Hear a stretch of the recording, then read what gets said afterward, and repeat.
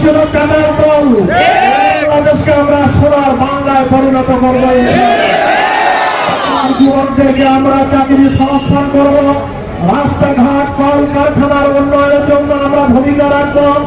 আমরা বেভাটার জলবদ্ধতা দূর করব, এখানে নদী ভাঙন বন্ধ করার জন্য, মজবুত বাঁধ নির্মাণের জন্য আমরা ঐতিহাসিক ভূমিকা রাখবো।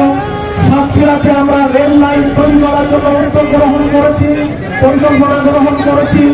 আমরা ভোগড়া স্থল বন্দরকে 1 নম্বর মানে উন্নত করার জন্য আমরা পরিকল্পনা গ্রহণ করেছি। আপনারা শুনে খুশি হবেন, এখানে সাতক্ষীরা ছিল বি ক্যাটাগরির জেলা, গতকাল থেকে সাতক্ষীরা জেলাকে এ ক্যাটাগরির জেলায় পরিণত করা হয়েছে।